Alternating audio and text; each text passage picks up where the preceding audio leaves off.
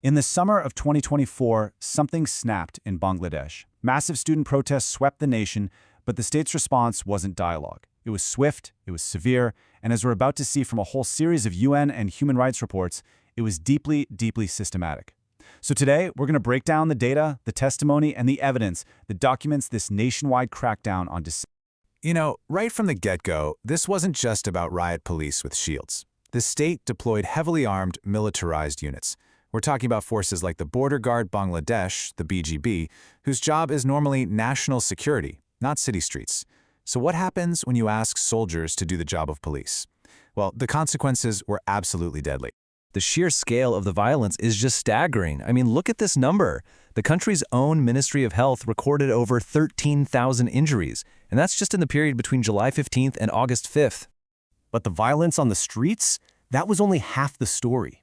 In that exact same, very short period, state security forces arrested more than 11,000 people. And this wasn't some kind of targeted law enforcement.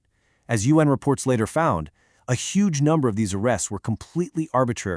Okay, so how on earth did we get here? In this explainer, we're going to unpack this whole story, piece by piece. First, what exactly sparked the protests? Then, we'll dissect the anatomy of the state's crackdown, see how they tried to silence the media and even twisted the justice system. And finally, we'll dig into the deep roots of impunity that allowed all this to happen, and ask that all-important question: is there any real path to accountability?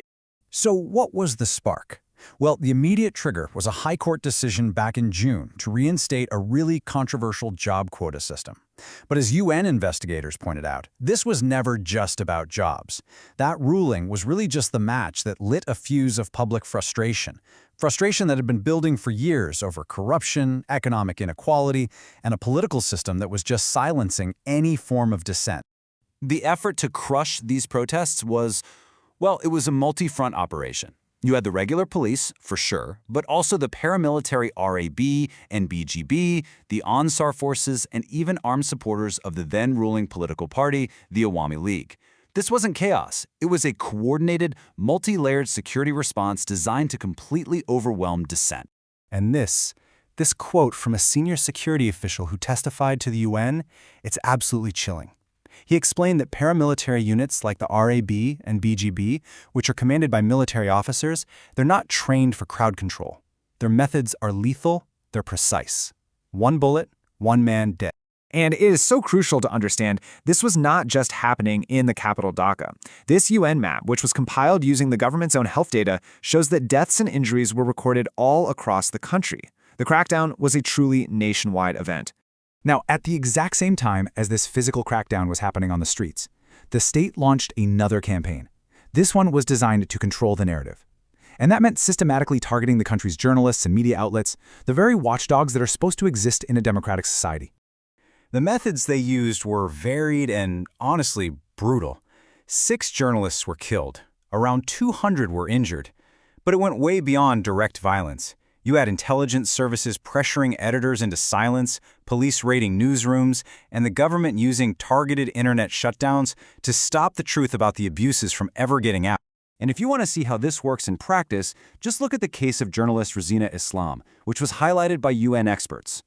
After she reported on corruption, she was charged under this ancient colonial-era Secrecy Act. And get this, even after the police found no evidence against her, the state just kept the case alive in the courts. It's a perfect illustration of how the legal system itself can be weaponized to harass and silence reporters.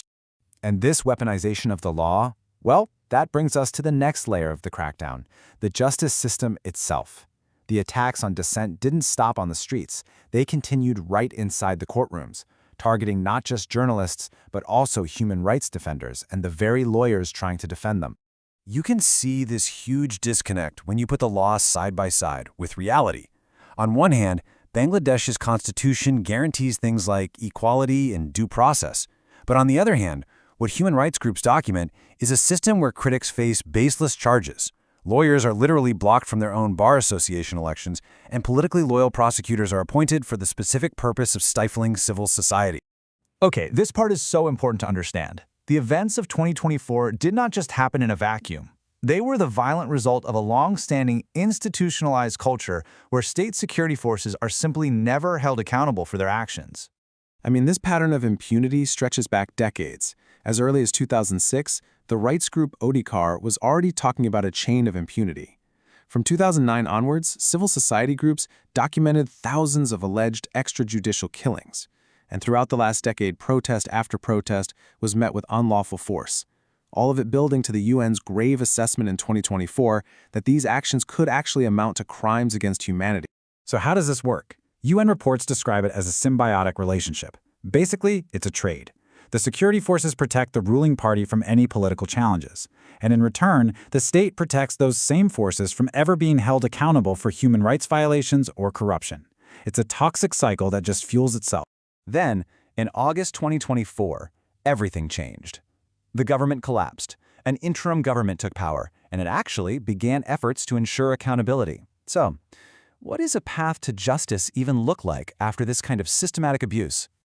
Now this, right here, is the single most serious finding from the United Nations. That phrase, widespread and systematic attack against civilians, that isn't just strong language, it's a specific legal threshold. It means the UN believes there's actual evidence of crimes against humanity, a major violation of international law. But wanting justice and getting it are two very different things. The path forward is filled with obstacles. I mean, how can the public trust the police to investigate themselves? How can justice be served when the whole system lacks independent prosecutors? And how can lawyers even do their jobs when they're still facing intimidation and evidence is still being tampered with? In response to all this, the UN has laid out a really clear roadmap for reform. And this isn't just about punishing a few bad apples. It's about healing the entire system. It calls for repealing repressive laws, putting internet shutdowns under court oversight, protecting civil society, and fundamentally reforming the judiciary and security forces to finally break that cycle of impunity. Which leaves us with a fundamental and, frankly, very challenging question that goes far beyond just Bangladesh. When the state itself is the one being accused of these systematic crimes, who can truly deliver justice? It's not just about court cases anymore. It's about whether it's even possible to rebuild trust between a government and the very people it's meant to protect.